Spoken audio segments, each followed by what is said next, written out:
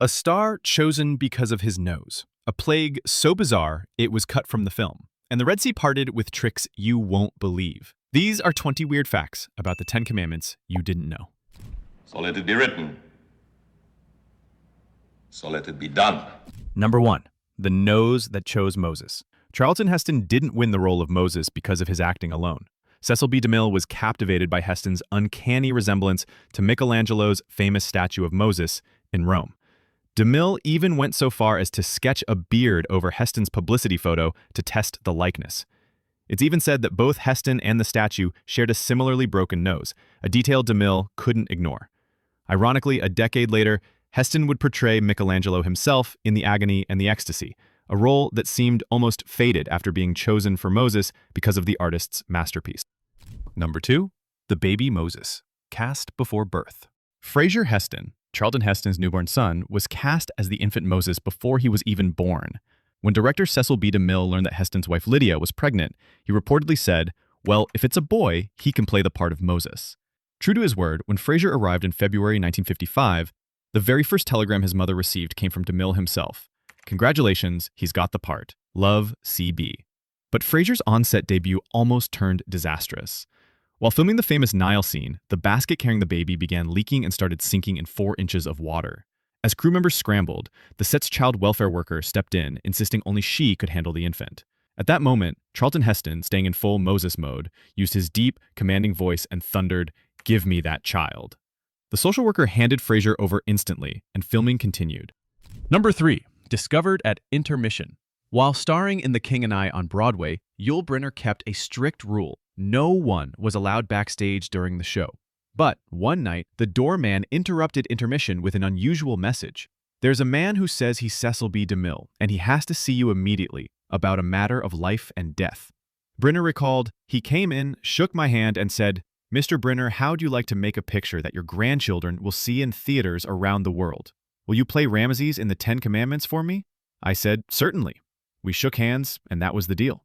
In just minutes, Brynner went from Broadway king to cinematic pharaoh. Number 4. Filming on sacred sands. Determined to capture the grandeur of the biblical story, Cecil B. DeMille took the 10 Commandments far from Hollywood. In 1954, the production caravan traveled across Egypt and the Sinai Peninsula, bringing cast, crew, equipment, and even livestock into the desert. The scale was staggering. For the Exodus sequence alone, DeMille employed tens of thousands of extras. Estimates range up to 25,000 people, along with 15,000 animals, including camels, oxen, and horses. From atop a crane, DeMille directed the massive throngs by megaphone and shortwave radio, orchestrating one of the largest crowd scenes ever filmed. Yet the conditions pushed technology to the brink. The delicate VistaVision cameras had to be taken apart and cleaned every night to protect them from the desert's dust. Meanwhile, exposed film was carefully packed and shipped. Trucked 10 hours to Cairo, flown to Hollywood for processing, then flown back to Egypt 4 times a week so DeMille himself could inspect the footage. The lavish interior sets, including Pharaoh's Grand Pylon, a towering construction 107 feet tall and 325 feet wide, costing over $250,000, about $2.7 million today, were later built at Paramount Studios in 1955. But it was the desert location work, with its biblical scale and hardships, that gave the film its unmistakable sense of authenticity. Number 5. The director's heart-stopping dedication. During production of the 10 Commandments, Cecil B. DeMille, already 75 years old and Hollywood's oldest working director at the time, climbed 130 feet up one of the massive gates on set to personally inspect a malfunctioning camera. The effort triggered a heart attack, and crew members feared the epic might lose its legendary director. But DeMille's determination was as monumental as his film. He took just 2 days off, ignoring his doctor's advice for weeks of rest, before returning to the set to finish what would become his final and most famous work. Number 6. The Search for Nefertiri. Cecil B. DeMille initially had his eye on Audrey Hepburn for the role of Nefertiri, and even filled his office with her photographs.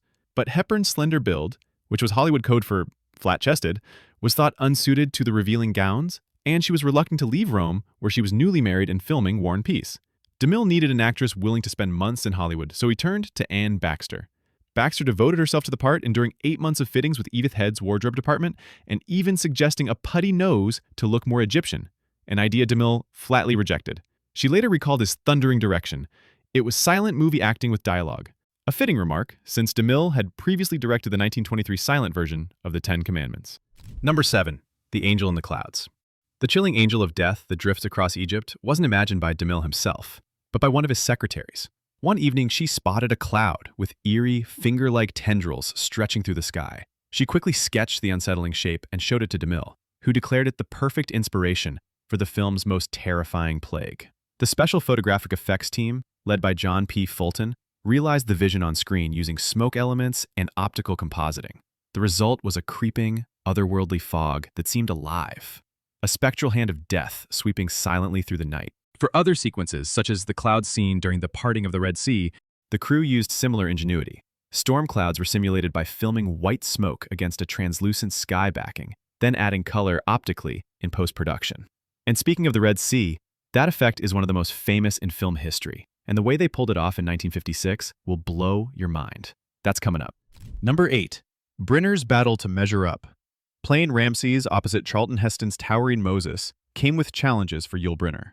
At just 5'8", Brynner was significantly shorter than Heston's 6'3" frame. To balance their on-screen rivalry, the crew often had Brynner stand on a hidden box or position him on steps so their face-offs looked evenly matched, especially in wide shots. But Brynner wasn't only concerned about height.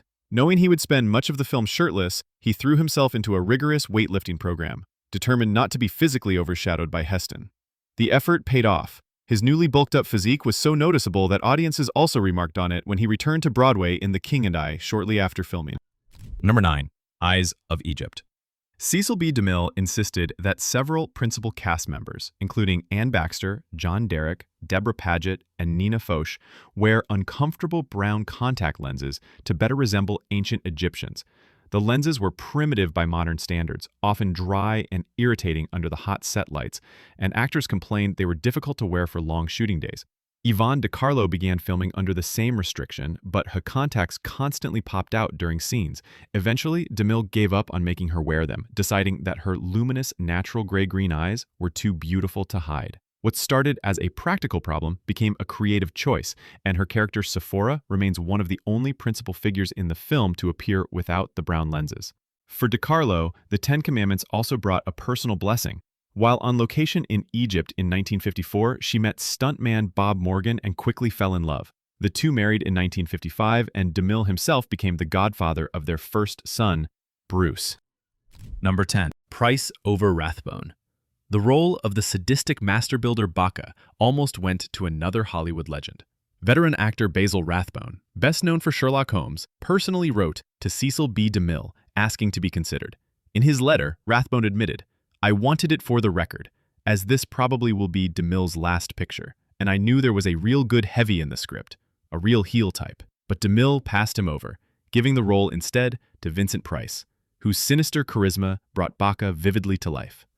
Number 11. Two voices for one God. Cecil B. DeMille used two different voices for God in the Ten Commandments.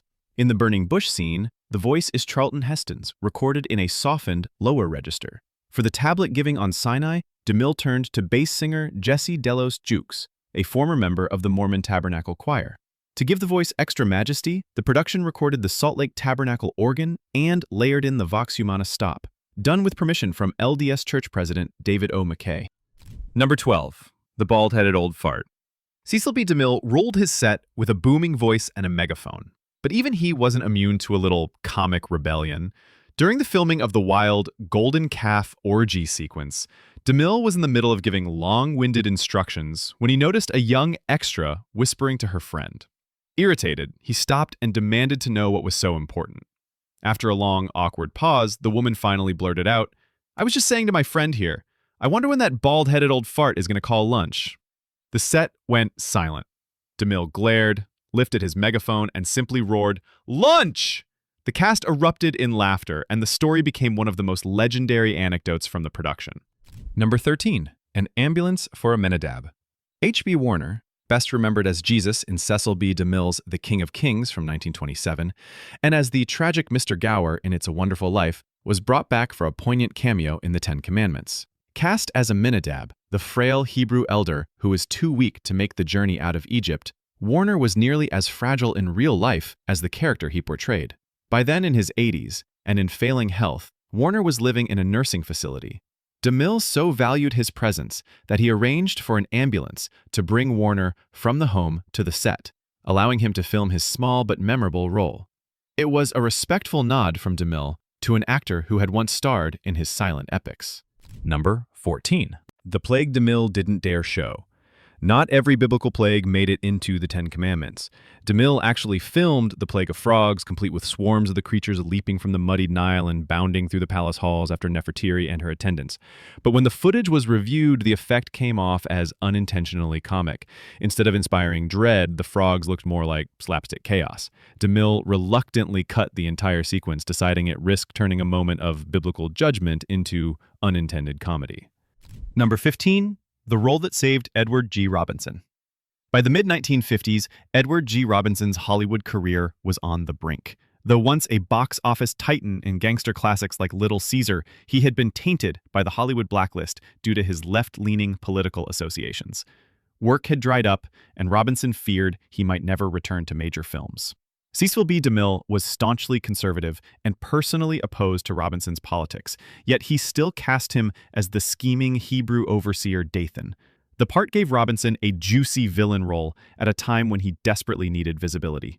Robinson later acknowledged in his unfinished memoirs that this opportunity helped revive his career, and he gave DeMille credit despite their political differences.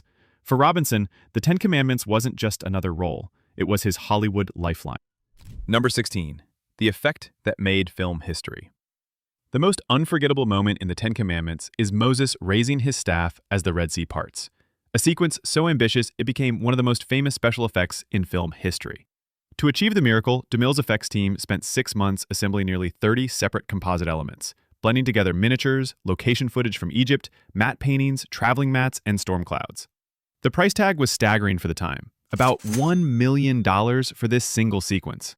On the Paramount lot, crews built giant dump tanks and a long trough to hold thousands of gallons of water thickened with gelatin for extra weight and to give it more of a seawater consistency. The floods were released and filmed in reverse, so the water seemed to surge upward instead of crashing down. For the towering walls of water, technicians released torrents down an 80 by 32-foot ramp, then flipped the footage upside down to create the illusion of vertical walls stretching skyward. Combined with optical layering and color work by the effects department, the parting of the Red Sea became the defining miracle of movie magic in the 1950s and remains a landmark of practical effects today. Number 17. Fire, sparks, and a burning bush. Not all of DeMille's miracles came from towering sets or dump tanks. Some of the most unforgettable effects came from inventive artistry on a smaller scale. For the Pillar of Fire and the Finger of God writing the commandments, Paramount even borrowed Disney animators, including Joshua Metter, who crafted the ethereal glow of divine flames.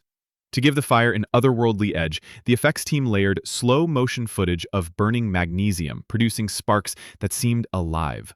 The famous burning bush came from an even humbler source, a flickering fireplace clock bought by DeMille's secretary. Effects wizard John P. Fulton adapted its glow into the unconsumed bush that speaks to Moses, one of the film's most haunting images. And, when it came to the seventh plague, hail mixed with fire, Fulton and his crew once again delivered the impossible.